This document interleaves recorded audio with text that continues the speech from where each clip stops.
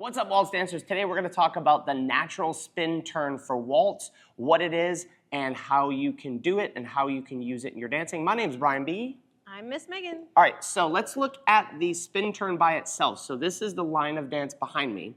This would be the spin turn by itself. 1, 2, 3, and we'd finish it back out. But let's kind of talk about quickly how we get there in the alignments and then exactly how to do the spin turn.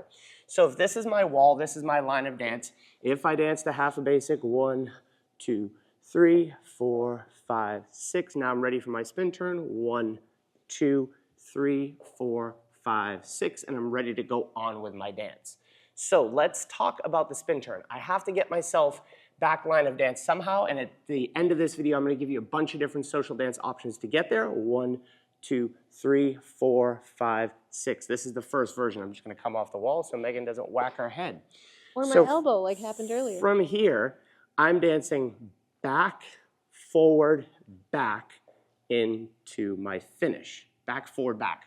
Here's the best way to practice this. If you're in close hold, I'm going to keep the alignments the same. I'm going to dance back on the ball of my foot, forward on my heel, up to my toe, and then back. So if I'm counting this, this would be 1, 2, 3. And for the leaders, there's a little bit of a tricky. Megan's going to talk about the followers. But I'm going to dance back. I'm going to heel lead forward, up to the ball of my foot, because that's what I'm going to need to rotate on, and then back. So just practice that. We have 1, 2, 3. Now, leaders, as I'm actually doing this through the pattern, I'm dancing back and diagonal so I can step forward down the line of dance. 1, I pivot on that foot. I step forward for 2, pivot on the foot. I step back for 3 and continue on. Let's do it one more time. Focused on the leaders, and then Megan can talk through the followers. So I dance back for 1, I pivot 2, I pivot 3, and I finish back up. So can you talk about the followers footwork, and then leaders, I'm going to give you a tip. Yes, so followers, we're doing the opposite of the leader, so we're going 1, coming back for 2, and going forward for 3. If we're doing it in real life, so we're going 1, we're staying with our partner, and we're following their lead back for 2 and rotating, and then coming out on 3 and back into the pattern. So as a person who's been very frustrated by ballroom dance over the years and the trickiness of it, here's some things that will help.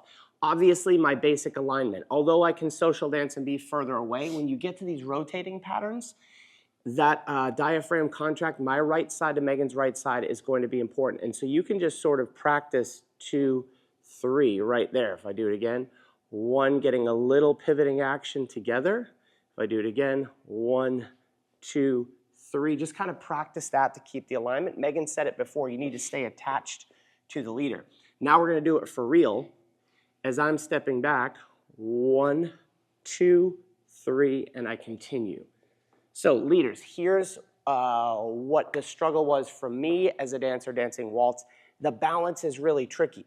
Obviously, I have to practice this footwork by myself, but unfortunately, I'm going to have a human right in front of me that's going to tend to feel like she wants to knock me over. So I need to be stable on my feet. I'm not saying it's her fault.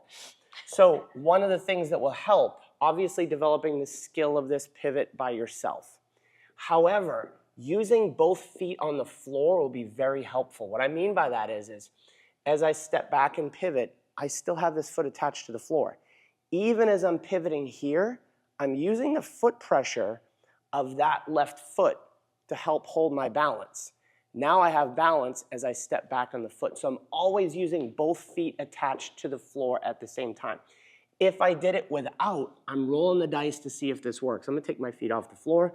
And when I take my feet off the floor, that one worked. But it might not. But if I keep my feet attached to the floor as I'm doing this, 1, 2, 3, I can use that foot pressure to help my stability and my balance. Now, let's talk about how we would practically get there in a social dance scenario.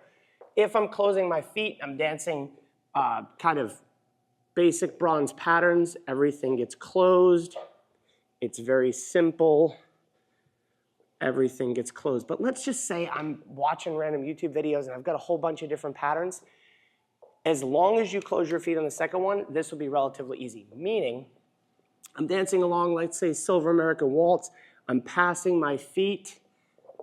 I need to be able to close here, to be able to lower, to finish my spin turn. And who knows, I could go back to all sorts of other different American patterns. Let's do it back the other way. Again, I'm passing my feet. I'm doing a twinkle, a silver twinkle from American Waltz. 1, 2. I'm going to land in front of my partner. 3. So that way I've got her right here. Now I can dance back, forward, and back, and continue as I was. Now, if you've got that pivoting action, you really want to challenge yourself. I call this the $1 million move. It's continuous pivots for waltz. So it's getting into this position here and being able to not just do one of these, Megan was ready to go, but doing multiple ones of these where I get to this position and I can just pivot continually. And we did a video that you can watch right here. If you're a little bit newer to waltz and that might be too challenging and you're still trying to figure out where patterns go on the floor, we did a ballroom diagram. It was something I learned in one of my first lessons ever, and I put it down here. You can download it for free. It will help keep all your patterns going in the right places in waltz. See you on a dance floor soon.